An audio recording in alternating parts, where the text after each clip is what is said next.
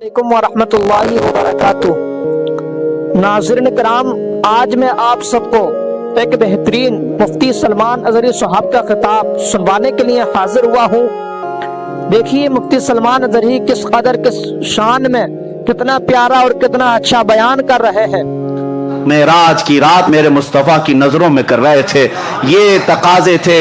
उसके बाद नबी पाक सल्लल्लाहु ताला अलैहि वसल्लम जब वापस तशरीफ लाए, वापस अब इस सफर में जन्नत और दोज़ख का भी मुलाहिजा किया, अर्श व कुर्सी लौह व कलम और सारे अल्लाह तबारक व ताला की खुदाई को देखकर वापस तशरीफ लाए। हुजूर फरमाते हैं, मैं जब आया तो उसके बाद नबी पाक सल्लल्लाहु अलैहि वसल्लम फरमाते हैं, मैं मस्जिद हरम के उसी इहाते में था जहां से मुझे ले जाया गया था, और जब मैं आंख खोल कर देखता हूं तो मेरे दरवाजे की जंजीर अभी हिल रही थी, जिसको खोल कर गए थे। हुजूर पाक सल्लल्लाहु ताला अलैहि वसल्लम जिस बिस्तर पर आराम कर रहे थे वो बिस्तर अभी गर्म ही था। यानी कितनी देर गर्म रह सकता है सोए हुए आदमी का बिस्तर। ता अर्श गए फिर आए मोहम्मद, जंजीर भी हिलती रही, बिस्तर भी रहा गर्म। उसके बाद नबी पाक सल्लल्लाहु ताला अलैहि वसल्लम सुबह जब तशरीफ लाते हैं सहाबा के दरमियान, अब इम्तिहान का वक्त शुरू है। उस वक्त से जो इम्तिहान शुरू है उम्मत का, वो आज तक चल रहा है और क़यामत तक चलेगा। मेराज का सफर हर जमाने का इम्तिहान है, हर जमाने का।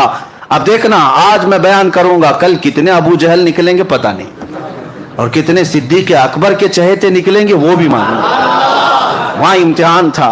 अब हुजूर सल्लल्लाहु अलैहि वसल्लम अपने मेराज का सफर बयान करने लगे। सहाबा भी थे, मक्का के मुशरिकीन भी थे, कुफार भी थे। सबके सामने जब हुजूर ने बयान किया, मैं मस्जिद हरम से बैतुल मुक़द्दस गया। बैतुल मुक़द्दस तो सबको पता है, आसमानों का सफर उस वक्त कोई नहीं किया था, लेकिन बैतुल मुक़द्दस तो गए। लेकिन बज़ाहिर नबी पाक सल्लल्लाहु अलैहि वसल्लम ने अपनी जिंदगी में यानी पैदल सफर करके कभी हुजूर बैतुल मुक़द्दस एक बार भी नहीं गए, सिर्फ मेराज की रात गए। उससे पहले भी नहीं, उसके बाद भी कभी गए नहीं। हुजूर सल्लल्लाहु ताला अलैहि वसल्लम एक ही बार मेराज के सफर में बैतुल मुक़द्दस गए। जब सबको सुनाया और उसके बाद नबियों की इमामत का वाक़या, फिर आसमानों का सफर, फिर उसके बाद सिदरतुल मुंतहा, फिर अर्श व कुर्सी, फिर मकाम रब्बे जुल जलाल, विसाल की लज्जतें सुनाए। अब जिसको मानना था उन्होंने मान लिया, जिसको कुछ पूछना था उन्होंने पूछ लिया, और जिसको इनकार करना था वो ठट्टा मारकर भागने लगे। उसी महफिल से सबसे पहले चीख मार करके जो भागा था वो अबू जहल था। उसने कहा कि ये सब मनगढ़ंत किस्से हैं। उसने बुरे बुरे अल्फाज कहे कि बहक गए, दिमाग में फला आ गया, फला आ गया, और निकल करके उसने सोचा कि अब ये वाकया बहुत अच्छा है डैमेज करने के लिए। हाँ, लोगों को बताऊंगे, देखो ऐसे ऐसे किस्से बयान कर रहे हैं, हो ही नहीं सकता ऐसे। कौन मानता है ऐसे वाकयात को उस जमाने में जब साइंस ही नहीं है, ना कोई रॉकेट है, ना कोई प्लेन है कि उड़ करके चला जाता, कुछ नहीं है। अबू जहल जब बाहर निकला तो सबसे पहले मुलाकात अबू बकर सिद्दीक से ही हुई। हजरत अबू बकर सिद्दीक महफिल में नहीं थे जब हुजूर मेराज का वाकया बयान कर रहे थे, नहीं थे, बाहर थे, आ रहे थे कहीं से। अबू जहल पकड़ लिया और कहा, अबू बकर एक बहुत अच्छी खबर है। कहा क्या है? कहा मक्का में एक शख्स आया है और वो कह रहा है रात के वक्त वो मस्जिद हरम से उठा और मस्जिद अक्सा चला गया एक ही रात में। क्या ऐसा मुमकिन है? हजरत अबू बकर ने कहा ऐसा कैसे हो सकता है? ऐसा इतना लंबा सफर 1400 किलोमीटर का एक रात में कौन कैसे कर सकता है? वो भी उस वक्त ज्यादा से ज्यादा तेज रफ्तार ऊंट की सवारी थी, उसके अलावा कोई सवारी नहीं। ऐसा कैसे हो सकता है? तो अबू बकर सिद्दीक ने जैसे ही ये जवाब दिया, अबू जहल हंसने लग गया जोर से। हजरत अबू बकर सिद्दीक को शक हुआ, पूछा कौन कह रहा है ये बात, कौन कह रहा है? अबू जहल ने कहा अभी तो सिर्फ मैंने मस्जिद अक्सा तक की बात की, वो तो और आगे की बात कर रहा है। तो हजरत अबू बकर सिद्दीक ने कहा कि और कौन कह रहा है? अबू जहल ने कहा तुम्हारा सबसे करीबी दोस्त मोहम्मद सल्लल्लाहु अलैहि वसल्लम। हजरत अबू बकर सिद्दीक कहते सुन अबू जहल, तू तो बैतुल मुक़द्दस तक के सफर की बात कर रहा है, अगर मेरे महबूब सातों आसमानों की बात करें तब भी मैं मान लूं। ابھی اس نے کہا نہیں تھا کہ ساتوں آسمانوں کے سفر کی بھی بات ہے. خود سے صدیق اکبر نے کہا اگر میرے آقا ساتوں آسمانوں کی بھی بات کریں تب بھی میں حقیقت کو تسلیم کروں گا, اس لیے کہ میرا محبوب وہ ہے جس کو ساری دنیا امین اور صادق کہتی ہے. حضرت ابو بکر نے جب یہ کہا تو ابو جہل چہرہ لٹکا کر کے بھاگ گیا اور اس کا کام نہیں ہوا. حضرت ابو بکر صدیق فوراً آئے, مجلس رسول ابھی قائم تھی, حضور صلی اللہ تعالیٰ علیہ وسلم ابھی تشریف فرما تھے, لیکن حضرت ابو بکر جب آئے تو اس وقت تک تو ابو بکر ہی تھے. جبرائیل امین حضرت ابو بکر سے پہلے آئے مجلس میں اور کہا اے اللہ کے رسول, آپ کا یار غار, آپ کا قریبی دوست ابو بکر آ رہا ہے اور اللہ فرماتا ہے آج سے آپ کے ابو بکر کا لقب صدیق ہے. صدیق کسے کہتے ہیں؟ سچ بات کی تصدیق کرنے والا, ہر سچائی کو ماننے والا اسے صدیق کہا جاتا ہے. یہ لقب کسی کے باپ نے نہیں, خود اللہ رب العزت نے عطا ہے. آج جو صدیق اکبر سے جلتے ہیں وہ جل کر کے مریں گے. حضرت ابو بکر کو صدیق کا لقب کسی اور نے نہیں, خود خلاق کائنات نے عطا فرمایا. رسول کریم صلی اللہ تعالیٰ علیہ وسلم کے وہ عظیم ساتھی صحابی جنہوں نے اس وقت حضور صلی اللہ تعالیٰ علیہ وسلم کی ہر چیز کو مان لیا جب لوگ انکار کر رہے تھے. اب سنیے, اب مزے کی بات یہاں سے, لوگ کیا اسی طرح چھوڑ دیتے؟ حضور صلی اللہ تعالیٰ علیہ وسلم سے کچھ کفار مکہ نے سوالات پہ سوالات کی. کہا اچھا آپ بیت المقدس گئے تھے تو بتائیے بیت المقدس میں کتنے دروازے ہیں؟ آپ بتائیے. جو لوگ گئے تھے وہ تو کراس ویریفیکیشن کریں گے. حضور صلی اللہ تعالیٰ علیہ وسلم کے بارے میں انہیں معلوم تھا, کبھی حضور گئے نہیں ہیں. تو کہا آپ بتائیے بیت المقدس کیسا ہے, مسجد اقصی کیسی ہے؟ نبی پاک صلی اللہ تعالیٰ علیہ وسلم نے کہا آگے آ جاؤ بتاتا ہوں. جب آگے آئے نبی پاک صلی اللہ تعالیٰ علیہ وسلم نے فرمایا اتنے دروازے ہیں, اتنی کھڑکیاں ہیں, ہر محراب کا ڈیزائن ایسا ہے, چھت ایسی ہے, صف ایسی ہے, محراب یہاں ہے, محراب مریم ادھر ہے, محراب زکریا ادھر ہے, محراب یحییٰ ادھر ہے. میاں ہم 10 سال اس مسجد میں نماز پڑھے, باہر گھر میں جا کر کے ابھی آپ کو پوچھیں مسجد میں کتنی کھڑکیاں ہیں, آپ کہیں گے نماز پڑھنے جاتا ہوں کھڑکیاں دیکھنے تھوڑی نا, آپ یہی کہیں گے. ابھی آپ بتاؤ, آنکھ نیچے کر کے بتاؤ اوپر چھت پہ کتنے پنکھے لگے ہیں, بتا پاؤ گے؟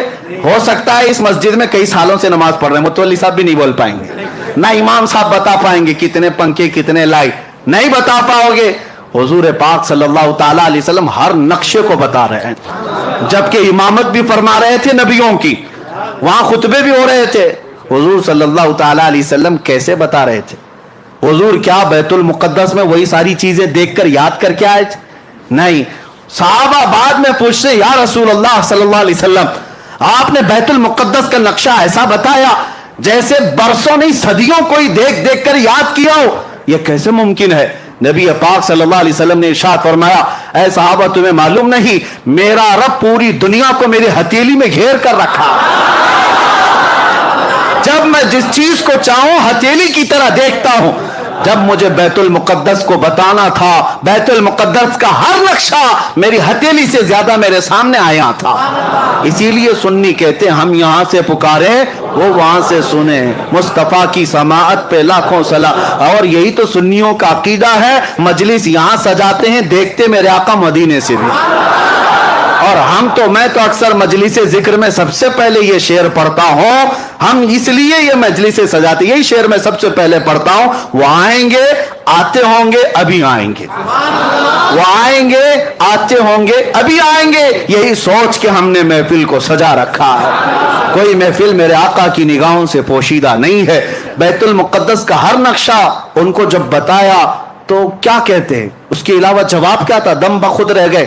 ایک بات یاد رکھیں, معراج کا واقعہ ایسی کسوٹی ہے, ایسی کسوٹی صرف اس پر ایمان والا ہی اتر سکتا ہے.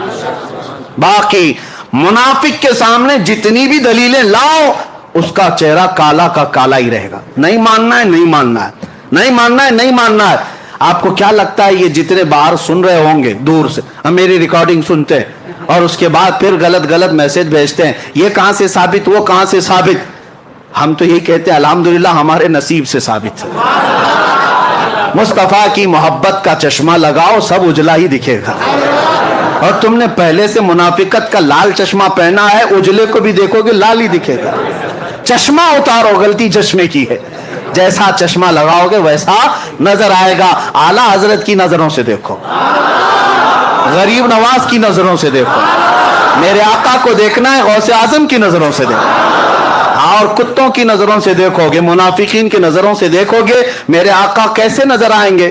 اور تم جو بھونکتے ہو نبی امتیوں کے برابر تھے, تو تم ابو جہل کا چشمہ لگائے ہو, ابو جہل کو ویسی نظر آتے تھے. ابو لہب کا چشمہ لگائے ہو, تمہیں وہ سارے چشمے مبارک, ہمیں صدیق اکبر کی آنکھیں مبارک. ہاں, حسان بن ثابت کی نظروں سے دیکھو, پھر دنیا پکار کر کہے گی وَأَحْسَنُ مِنْكَ لَمْ تَرَ قَطُّ عَيْنِي وَأَجْمَلُ مِنْكَ لَمْ تَلِدِ النِّسَاءُ. یا رسول اللہ, آپ سے زیادہ حسین میری آنکھوں نے دیکھا ہی نہیں, آپ سے زیادہ خوبصورت کسی ماں نے جنا ہی نہیں. میرے عزیزوں, دیکھنے کے لیے نظروں کی بھی بات ہے. کیا میں یہ جھوٹ بات کہہ رہا ہوں؟ چشمہ جیسا لگاؤ گے ویسا لگے گا. کوئی بیچارے کالا چشمہ دن میں لگا کر کے آئے اور کہتے اتنی جلدی رات ہو گئی, جبکہ دوپہر کے 12 بج رہے تھے. قصور سورج کا نہیں تھا, قصور ان کے چشمے کا تھا. چشمہ کالا اتارو, سورج صاف نظر آئے گا.